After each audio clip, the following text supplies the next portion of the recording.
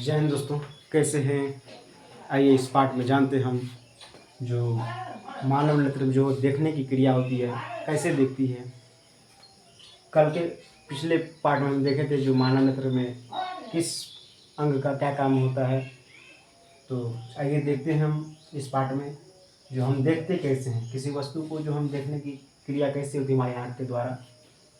तो आप लोगों ने फ़ोटो कैमरा देखा होगा, जो कैमरा होते हैं कैमरामैन के पास। पुराने में होता था कैमरा, उसमें क्या कहते हैं जो फिल्म वाला होता है, रील वाला, उस पर कैमरा से उसकी तुलना करते हैं। जो कैमरा में क्या होती है, आगे में लेंस लगा होता है और पीछे में फोटो फिल्म होता है। जो कैमरा में क्या होता है, आगे में लेंस, देखे होंगे आगे में लेंस रहता है, पीछे में फोटो बनता रहता है, फोटो फिल्म लगा रहता है। तो यही काम क्या होता है, आँख में जो आगे में लेंस है और पीछे में क्या लिखा है, यहाँ पे रेटिना लगा हुआ। ये क्या है, ये क्या है, ये रेटिना है। क्या है, ये रेटिना है। तो यही काम क्या है, यहाँ पे इसका फोटो का नियंत्रण, हम जो प्रतिबिंब आँख को देखते हैं वही प्रतिबिंब का बनावट होता है, यहाँ पे होता रहता है।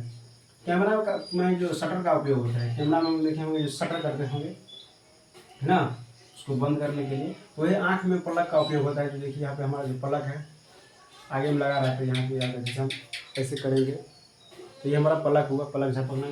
तो वही काम क्या होता है, शटर का भी होता है कैमरा में। और देखिए जो काम डायफ्राम का होता है, प्रकाश, डायफ्राम का क्या काम होता है, उसमें प्रकाश को नियंत्रण रखें, प्रकाश को कंट्रोल करना, तेज प्रकाश ज़्यादा है या कम है ना, उसको कंट्रोल करना। तो वही काम पुतली का भी होता है। हमारा जो आँख में पुतली होता है वही काम होता है। तो क्या होता है, वो अंधेरे में पुतली क्या करती है, अंधेरे में क्या होता है, स्वतः फैल जाती है, ज़्यादा फैल जाती है और रोशनी में क्या होती है, सिकुड़ जाती है। तो क्या आइरिस या पर्दालिका की सहायता से, किसी सहायता से, आइरिस की सहायता से, हमारे जो ये आइरिस होती है आगे में लगी हुई भाग, उसकी सहायता से आँख के लेंस से होकर जाने वाले प्रकाश के परिणाम को घटाया या बढ़ाया जा सकता है। ये किसकी क्रिया से होता है, किसकी सहायता से होता है, पुतली की सहायता से। पुतली हमारा क्या करती है, जो प्रकाश ज़्यादा आ रहा है या कम आ रहा है उसको कंट्रोल करता है। तो वही काम कैमरा में क्या होता है, काम कौन करता है, डायफ्राम करता है। तो देखिए जो हमारा जो तुलना था जो फोटो कैमरा और आँख से, जो कैमरा में क्या होता है आगे में लेंस लगा रहता है और पीछे में फोटो फिल्म होता है, उसी प्रकार आँख में क्या होता है, आगे में लेंस लगा रहता है, पीछे में रेटिना लगा होता है। कैमरा में जो काम शटर का होता है वही काम आँख में क्या होता है, पलक करता है।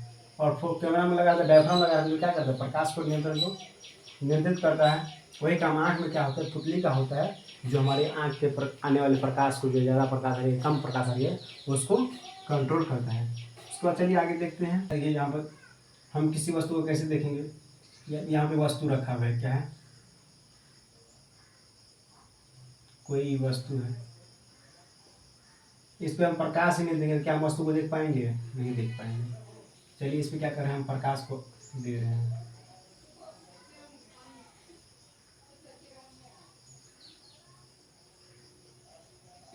इससे हम प्रकाश दे रहे हैं। ये क्या होती है, प्रकाश की किरण क्या होती है, इस पे जाती है। जब प्रकाश की वस्तु से आँख पर, किसी वस्तु से आँख पर पड़ती है, हमें किसी वस्तु पर प्रकाश दे रहे हैं, ये वस्तु क्या हुआ, इस वस्तु से टकरा कर वस्तु किरण क्या हुआ, आँख पे गया, आँख पे जाता है। तो एक कॉर्निया भी यहाँ पे है, कॉर्निया जो होता है, और कॉर्निया और लेंस की सतह से क्या होता है, अपवर्तन होता है। कॉर्निया और लेंस की सतह से क्या होता है, प्रकाश का अपवर्तन होता है और वो कहाँ जाता है, रेटिना पर जाते हैं। ये हमारा जो रेटिना है इस पर जाती है। जब प्रकाश की किरणें किसी वस्तु से आँख पर पड़ती है जो कॉर्निया या लेंस की सहायता से अपवर्तन की ओर कहाँ जाती है, रेटिना पड़ती है, और वहाँ इस वस्तु का प्रतिबिंब कहाँ होता है, रेटिना पर बनता है। प्रतिबिंब कहाँ बनता है, रेटिना पर बनता है।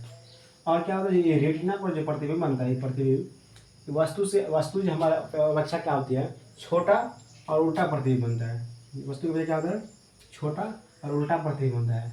लेकिन हमारा मस्तिष्क यहाँ इससे जो संवेदना पहुँचती है प्रकाश स्नायु द्वारा, ये संवेदना जो मस्तिष्क पर पहुँचती है, तो हमारे मस्तिष्क के पास जो संवेदना होती है उस वस्तु को बड़ा और सीधा देखने की संवेदना होती है। तो क्या करती है, कैसे होती है, जो इस वस्तु से जो प्रकाश हमारी आँख पर पड़ रही है, तो कॉर्निया और पुतली की सतह से क्या होती है, वो कॉर्निया और लेंस के साथ, ये हमारा जो लेंस लगा हुआ आँख में, उसकी सतह से कहाँ प्रकाश पड़ती है, अपवर्तन के बाद रेटिना पर पड़ती है। और रेटिना पर क्या उसका प्रतिबिंब बनता है। रेटिना पर प्रतिबिंब बनने के बाद वहाँ पर प्रतिबिंब बनता है रेटिना पर, तो हमेशा प्रतिबिंब रेटिना पर क्या बनेगा, उत्तल लेंस वहाँ पे लगा दे रेटिना में, लेंस में। तो लेंस में जो प्रतिबिंब बनता है जो उल्टा बन जाता है और छोटा बन जाता है। तो क्या होता है, लेकिन हमारे मस्तिष्क में ये प्रकाश स्नायु जो होता है, ये इसकी दीर्घ तंत्रिका, इसके माध्यम से क्या होती है, ये संवेदना हमारे मस्तिष्क पे पहुँचती है और हमारे मस्तिष्क के पास वो संवेदना होती है जो क्या करती है, इस वस्तु को क्या करती है, सीधा देखती है और वस्तु से बड़ा देखती है। कि जिस प्रकार का प्रतिबिंब है वस्तु है उस प्रकार उसका प्रतिबिंब देखने की उसके पास क्षमता होती है। चलिए उसके बाद आगे देखते हैं। जो ये बात देखिए होंगे आप, जो हम दर्पण में या लेंस में पढ़े हुए थे, जो वस्तु को अलग अलग दूरी पर रखेंगे तब प्रतिबिंब बनता है। लेकिन हमारे आँख के पास वो क्षमता होती है जो स्वतः अपने आप अपना जो फोकस दूरी होती है वो बदल सकती है। हमारे आँख के पास वो क्या होती है, फोकस दूरी होती है, बदलने की क्षमता होती है, ताकि जो हमारा प्रतिबिंब आँख पे जो प्रतिबिंब बनता है रेटिना पर वो सही बन सकती है। और इस क्षमता को क्या कहते हैं, समंजन क्षमता कहते हैं। इस क्षमता को क्या कहते हैं, समंजन क्षमता कहते हैं। यानी जो हमारा आँख की समंजन क्षमता होती है, यानी कि आँख की जो क्षमता होती है, जो न्यूनतम दूरी यानी निकट दूरी यानी कि हम कितने सबसे पास की कितनी दूरी की वस्तु को स्पष्ट रूप से देख सकें, तो क्या होता है 25 सेमी की दूरी को 25 सेमी यानी होती है, उससे अगर पीछे रहेगा वस्तु यानी 24 हो जाएगा, 23 हो जाएगा, 22 हो जाएगा या 10 हो जाएगा तो थोड़ा झलफला के दिखता है, धुंधला दिखता है। लेकिन अगर 25 सेमी रहेगा तो उससे स्पष्ट दिखता है और अनंत तक जाए तो वहाँ तक की वस्तु को ये स्पष्ट रूप से देख सकती है। इस क्षमता को क्या कहते हैं, हम समंजन क्षमता कहते हैं, आँख की समंजन क्षमता कहते हैं। उस पर क्या होता है, जो जब आदमी बुजुर्ग होते हैं, धीरे धीरे बूढ़े होते हैं, तो इसके पास ये क्षमता कम होती है। आँख की यह क्षमता जो है समंजन क्षमता वो धीरे धीरे घट जाती है। उसके बाद क्या होता है, जो उसे किसी चीज़ को देखने में परेशानी होती है तो अनेक प्रकार की उसे आँख में बीमारियाँ उत्पन्न होती है। तो आँख में जो है 3 प्रकार की बीमारियाँ होती है। जो उस बीमारी का निदान कैसे होगा हम जानते हैं, अगले पार्ट में जानेंगे। जो 3 प्रकार की बीमारियाँ कौन सी हैं आँख के लिए और उसका निदान कैसे किया जाता है।